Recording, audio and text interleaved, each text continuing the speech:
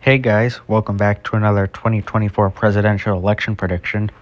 Today I have Massachusetts Governor Charlie Baker and Maine Senator Susan Collins versus Louisiana Governor John Bel Edwards and Montana Senator John Tester. Now this is an interesting race because we have two relatively liberal Republicans against two relatively conservative Democrats. Now, this is going to be a hard race. I think, unlike most of my videos, I'm going to start here in New England. Now, you might think, oh, well, Mitt Romney was the governor of Massachusetts, and he failed to carry a single county and lost by a lot in his home state during his 2012 run, so why would Charlie Baker be different? Well, for starters, John Bel Edwards is a pro-life Democrat, whereas Charlie Baker is a pro-choice Republican. And so Charlie Baker's social liberalism might actually carry him to a lean victory in his home state. And I think in Maine with Susan Collins, she won her last re-election bid by about almost 9 percentage points. You know, her opponent only carried 2 counties, so that was a pretty solid Republican victory for her in a reasonably Democratic state. That's also a lean victory in Maine. I think it's a likely victory in New Hampshire, with New Hampshire already having a pretty solid Republican base, them also having a relatively center-right liberal Republican governor. Vermont even, I think I'm going to put as tilt. I mean, yes, there's some staunch liberals who may never vote for a Republican here. Actually, that's not entirely true because Governor Phil Scott is also a Republican here, and he won his last re-election bid with about 2/3 of the vote. As for Connecticut and Rhode Island, I'm going to have Connecticut as lean and Republican. As lean. Looking at Charlie Baker's last victory in Massachusetts, he's very well liked. Republican governors in red states don't always perform this well. So New England goes red, entirely red for the first time since 1984, I believe, when all these states voted for Ronald Reagan. New York is a hard one, but I think also due to liberalism, they may make an exception for Charlie Baker and defect to the Republican Party. New Jersey as well. New Jersey is actually less Democratic than New York and most of New England, with the exception of New Hampshire. But looking at the South for a minute, I think by a lean margin, Edwards will win his home state. And part of that reason is because, well, he did win here. His last re-election bid was, a close competitive victory, but still a victory nonetheless, pretty solid for a Democrat in a very strong Republican state. He actually won a greater percentage of the vote in his initial Louisiana election bid. But I think he does hang on here. I think for these other states, his relative social conservatism with regards to abortion will help him out here. Basically, this whole region. Georgia is hard. I'm going to give it to Charlie Baker due to some crossover support. I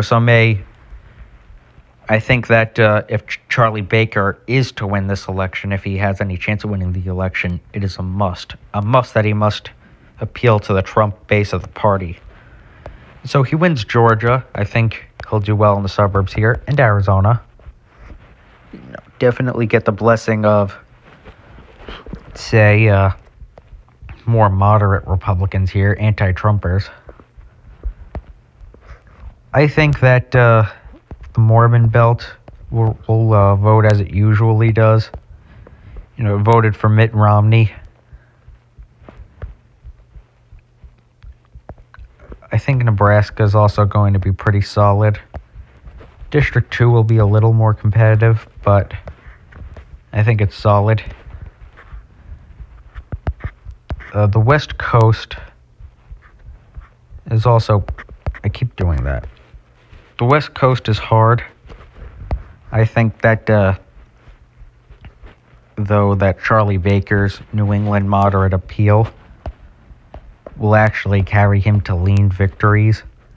Even in California, I believe that Edwards' pro-life stance will be of much controversy here. You know, in fact, enough crossover support to flip Nevada.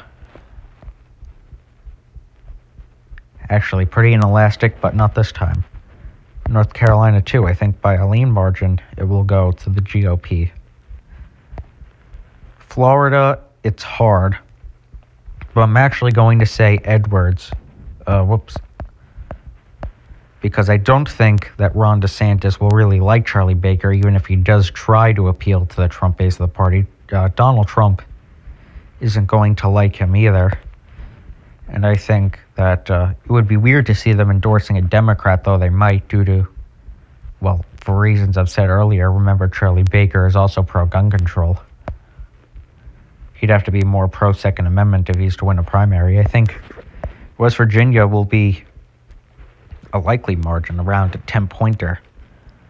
You know, John Bel Edwards is the type of Democrat who wins in a state like West Virginia with, fiscal liberalism and being socially moderate, if not conservative. The Rust Belt, I think, will also be favorable to Edwards, too, for that reason. White working class voters. Edwards more or less avoiding identity politics. Signed in some laws protecting LGBTQ people, but, other than that, as I've mentioned, pro-life. Hawaii will defect Baker, too. They say that Baker actually hangs on in Alaska. Elisa Murkowski, like candidate almost, and Charlie Baker. Virginia, tilt. Maryland and Delaware, too. Maryland especially, actually, because Maryland's in a very similar boat to Massachusetts in that they have, what's his name? Larry Hogan, a very reasonably liberal Republican governor. I can't believe I forgot that for a moment. But yeah, I think that these people will come out in support of the GOP for the first time in a while here. But DC is still safe Democratic, just because it always is. Never has a Republican carried it since 1964, I believe, was the first election in which DC could vote.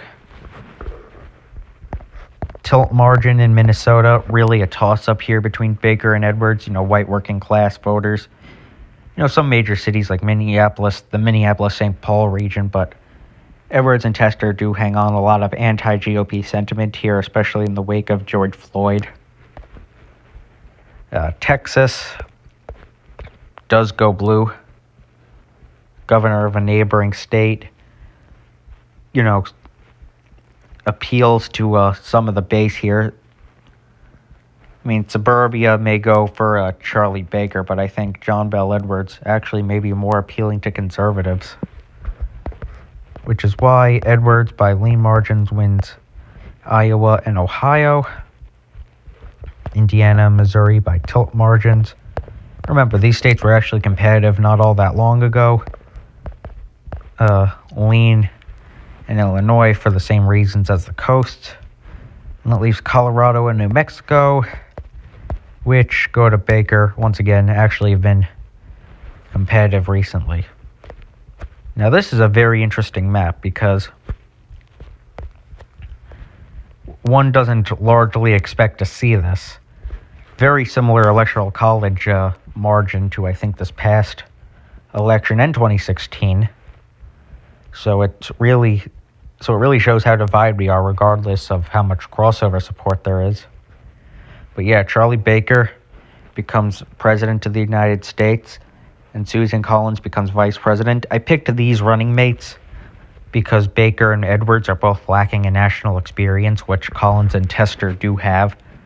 Both are reasonably senior senators, Collins having served since 1999, Tester since 2007, I believe. So that's impressive. Alright, see you later with another video.